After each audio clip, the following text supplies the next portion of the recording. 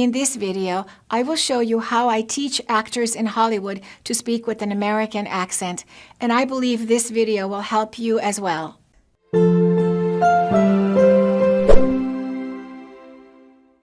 I work in Los Angeles, and a lot of my students are actors working in Hollywood. They are foreign-born, and they're working on TV series or in films, and they need to have an American accent for the roles that they're playing. Sometimes I work on location at the place where they're actually filming, and I help them on the same day that they're shooting. But sometimes the actors come to my office, and then we work in detail, and we work on specific scripts that they're planning to film in the future.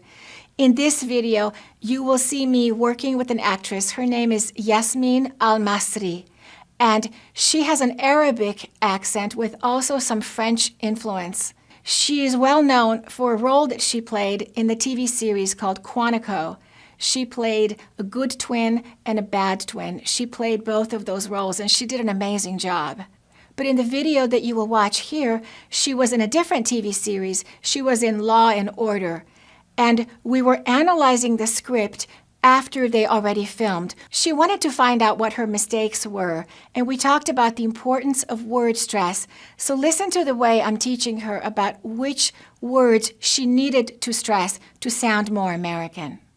We had already worked hard on that script before the filming, but those are the remaining little mistakes that she was still making. And before you watch this video, I just want to emphasize the importance of stressing the correct word in the sentence.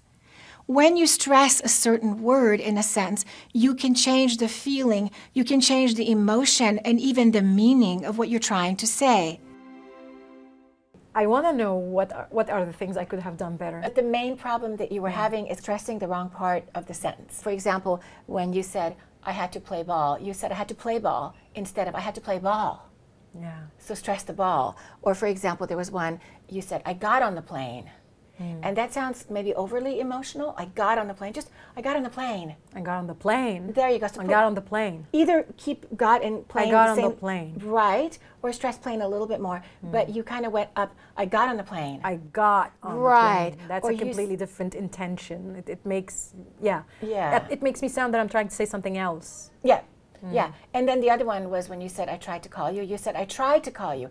That sounds very intense. You see, I think this kind of goes with what I just said when I said the two critics that I had for me was I would have loved to play that woman in a more rational way than emotional. And what you're saying now kind of explained to me or confirms my doubts, because I tried to call you. Yes, so emotional. And I try to call you.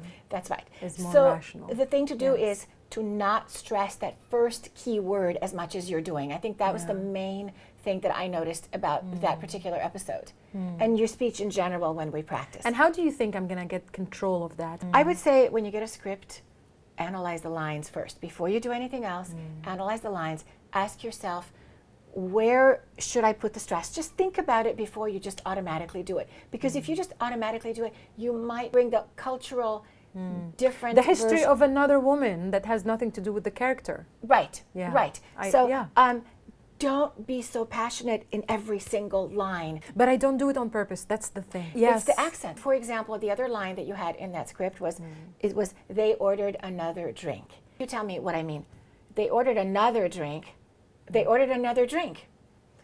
The second one was, we were just having a good time. We ordered another drink.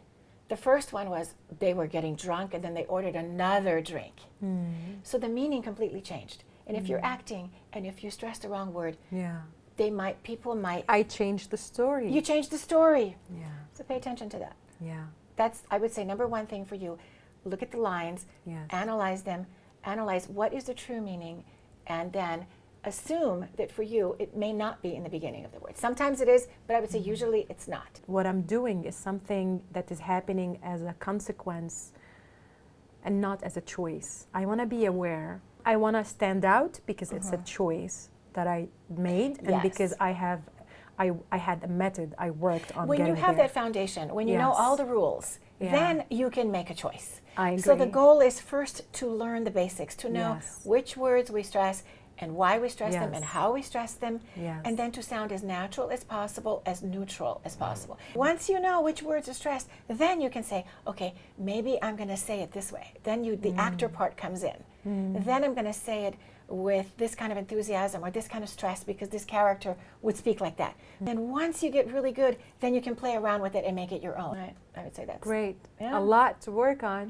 When you know the rules, then you can become creative with the language, but you have to have the foundation. I really like this quote by Picasso. He says, "You need to master the rules like a pro so that you can break them like an artist." As you can see from when we analyzed that script, when she stressed a certain word, there was a different meaning. So it's really important that you know the rules of which words you're supposed to stress. In my course, Rhythm and Melody of English, that you could buy at AccurateEnglish.com, you learn 15 different rules of word stress. And when you learn those rules, you will have the confidence to express exactly what you mean. And people will understand your intention, but also your accent will sound more clear.